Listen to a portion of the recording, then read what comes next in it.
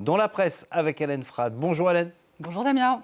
Et à la une de la presse notamment ce matin, la visite à partir d'aujourd'hui du chancelier allemand en Chine pour la signature de plusieurs contrats commerciaux. Et pour sa première visite à Pékin en tant que chancelier, Friedrich Merz sera reçu par Xi Jinping, un autre calculateur, Gastgeber mit Calcul, d'après Der Tagesspiegel, qui prévient que le président de la Chine, premier partenaire commercial de l'Allemagne, ne laisse rien au hasard quand il s'agit d'accueillir un dirigeant occidental. Le quotidien invite Friedrich Merz à parler le langage de la politique de puissance face à un pays présenté comme un rival, une menace, et qui demeure inflexible quant à son soutien à Vladimir Poutine, 4 ans après le début de l'invasion de l'Ukraine. La méfiance mutuelle est grande, mais l'interdépendance aussi. Le Frankfurter Allgemeine Zeitung se demande si le chancelier soutiendra la demande du président Emmanuel Macron d'élever les barrières commerciales avec Pékin et s'il ne le fait pas, s'il veillera à ne pas creuser davantage le fossé avec Paris. Dans l'immédiat, l'opinion observe que les dirigeants de l'UE se succèdent l'un après l'autre à Pékin sans offrir de réponse commune et concertée à la déferlante des exportations chinoises, que l'Europe peine toujours, je cite, à arrêter une stratégie claire pour défendre ses intérêts. Et qu'en dit la presse chinoise, Hélène ? J'espère que la visite de Friedrich Merz fera, je cite, la démonstration du rôle stabilisateur des relations entre l'UE et la Chine qui défendent avec ferveur, je cite, le libre-échange et le multilatéralisme, je vais y arriver, par opposition à l'unilatéralisme et au protectionnisme pratiqué par les États-Unis, alors que Friedrich Merz est attendu dans quelques jours à Washington. Le New York Times le voit marcher sur la corde raide entre Xi Jinping et Donald Trump. En France, cette fois, Hélène, Emmanuel Macron a reçu hier le nouveau président de Madagascar. Le Monde indique que le nouvel homme fort de Madagascar est d'abord passé par Moscou avant de venir à Paris. Un exercice d'équilibrisme, une diplomatie tous azimuts, assumée d'ailleurs d'après le journal, qui rappelle que Paris fait toujours face à Madagascar aux critiques suscitées par l'exfiltration de l'ex-président Rajoelina en octobre dernier, perçue comme une manifestation ingérence néocoloniale, notamment par cette génération Z, dont les manifestations conduit au changement de pouvoir.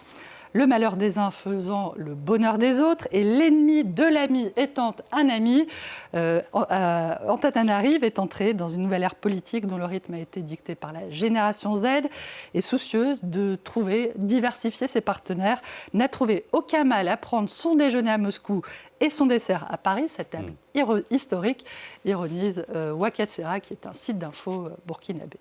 À lire également ce matin, Hélène, dans Le Monde cette fois, ses inquiétudes au sujet du Tigré, cette province du nord de l'Éthiopie menacée d'une nouvelle guerre. L'envoyé spécial du journal rapporte que le gouvernement éthiopien a amassé des troupes à la frontière de cette région qui connaît actuellement un regain de tension inédit depuis la fin de la guerre en 2022. Un conflit, on le rappelle, qui avait fait près de 600 000 morts en 2 ans.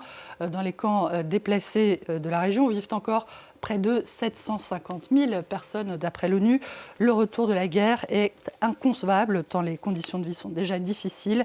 Le coordinateur de l'un de ces camps, le camp de Tché-Aïé, qui est à Chiré, dit ne pas parvenir déjà à fournir de l'aide qu'à 4 000 personnes sur 30 000 occupants. Au cours de la seule semaine du 2 février, 4 femmes sont mortes de faim dans ce même camp. À lire donc dans Le Monde. On prend maintenant la direction du Brésil, Hélène, où a débuté hier le procès des commanditaires présumés de l'assassinat de la militante Marielle Franco, tuée par balle à Rio en 2018. Sur le banc des accusés de ce procès extrêmement symbolique qui se tient actuellement devant la Cour suprême du Brésil, 2 anciens députés, les frères Brazão et des policiers soupçonnés d'être liés au crime organisé. O Globo, le journal de Rio, indique qu'ils sont soupçonnés d'avoir commandité l'assassinat de cette figure de la gauche brésilienne, militante infatigable des droits LGBT, des droits des minorités, et de son chauffeur pour, je cite, protéger leurs affaires.